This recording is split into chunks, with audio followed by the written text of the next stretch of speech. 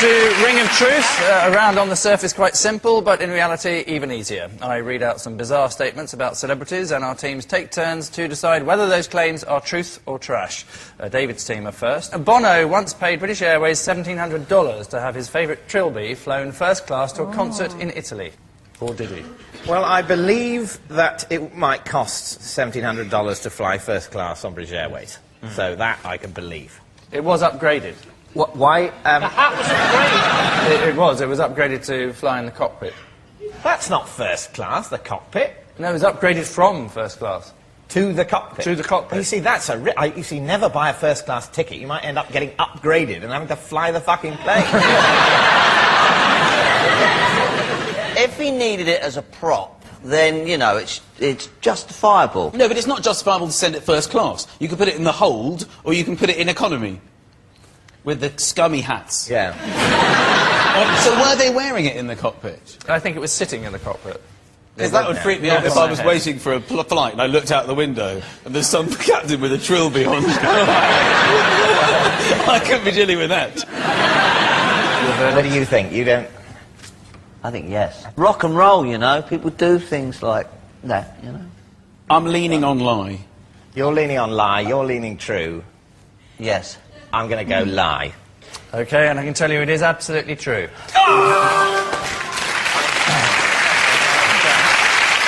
Yep, it is true. Bono did once pay $1,700 to have his favourite trilby flown first class to a concert in Italy. In a totally unrelated story, on the same day, British Airways staff set a new world record for wiping their asses on a hat.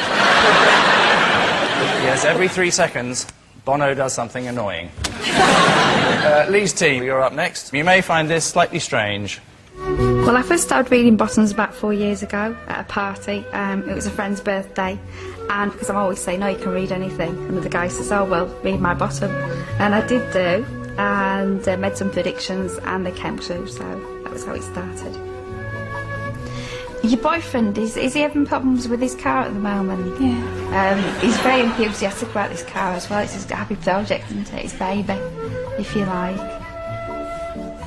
Do you think I'm on the right career path? I feel your management are very impressed with what you've done so far, because you've clinched some tricky deals.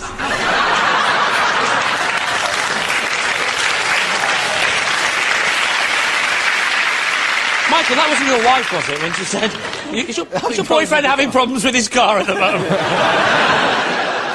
So here is the related fact, then, for Lee's team. Mick Hucknall wears trousers called bun boosters, which have a metal lining to add definition to his rear. I don't want to be cruel to Mick, but if you've got a face like that, you're not going to worry about your arse, are you, really? See, I believe that women would have them, because women are quite open about improving themselves like that, but blokes tend to be a bit more coy. But you see, well, they are made for women, these jeans. So he's got the arse of a woman when he wears The moment of truth in the bedroom, you know, assuming that this arse actually pulls somebody, you know, that's going to be a time when, even with the lights off, you know, there's going to be a terrible clang. When What do we think? I can't imagine it. No. Graham? I think he did. Do you? Based on what? Just want to put you on the spot. I think it's a lie. You're saying it's a lie, OK, and I can tell you it is, in fact, a lie. Well done. It is a lie. Mick Hucknall does not wear trousers called bun boosters to add definition to his rear. It must be strange to come from the Manchester music scene that spawned Shaun Ryder and Bez and still be known as the ugly one. Which means at the end of that round, it's David's team who are sitting prettiest, ahead as they are 3-2.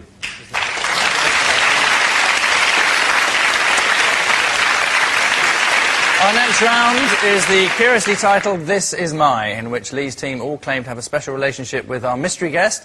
Only one of them is telling the truth, and it's David's team's job to go through the charade of carefully interrogating Lee's team before taking a wild stab in the dark. So please welcome this week's special guest person, Roger.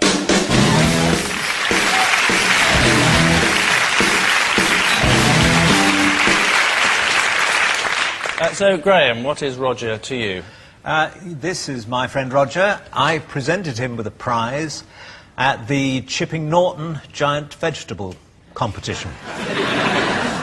Lee, perhaps you'd like to explain how you know Roger? This is Roger. Together we ring the bells at the local church. finally, Lauren, what's your relationship with Roger? Obviously, is Roger. Hiya, all right. It's a bit embarrassing because Roger actually removed a tattoo that I had of the Fonz.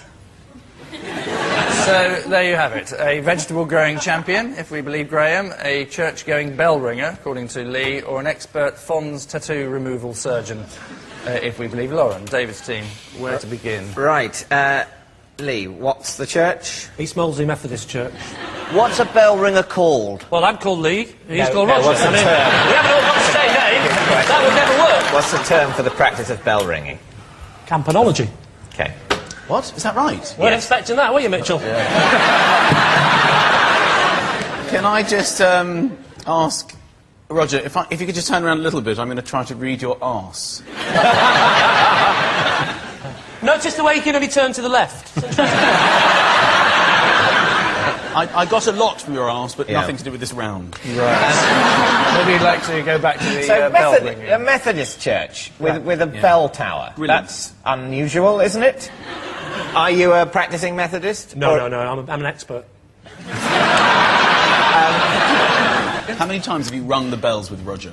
How many times I've rung the bells with Roger? Probably about 6 times, but I've done it about 8 or 9 times, 10 times. What was it about 2.5 months ago that said, I need a new hobby? I met Roger. I was at a neighbour's party, and we got chatting. I'd had a few to drink. I started doing what most people do, you know, which is slightly jokingly ribbing him about his hobby.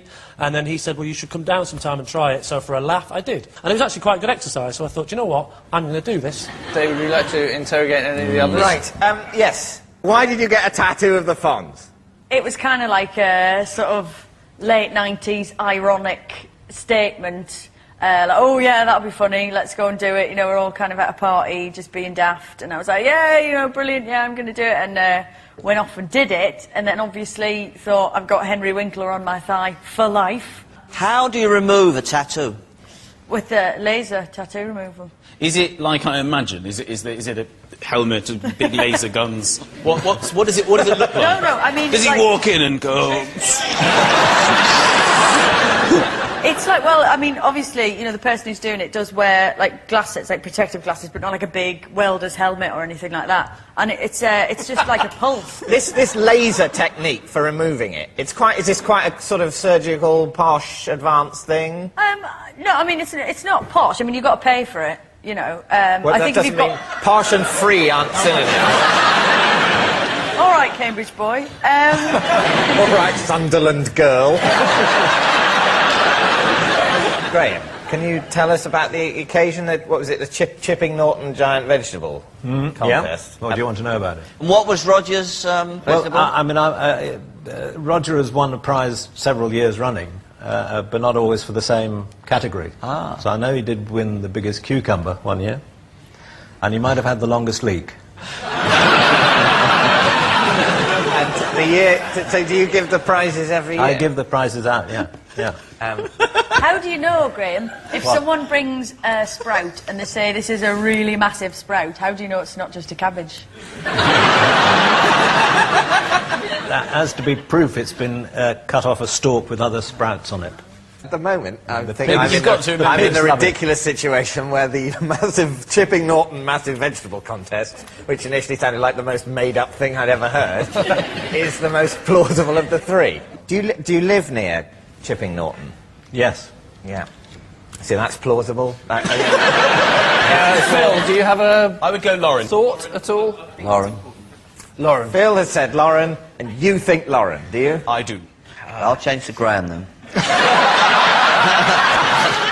All right, well, we need an answer. So David's team is Roger, Graham's ace vegetable champion, Lee's bell-ringing chum, or Lauren's tattoo removal specialist. I'm going to go with Graham. Well, perhaps Roger would like to reveal his own identity.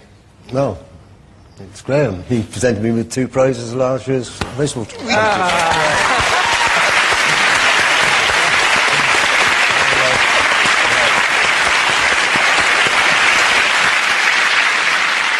So Roger has won the Chipping Norton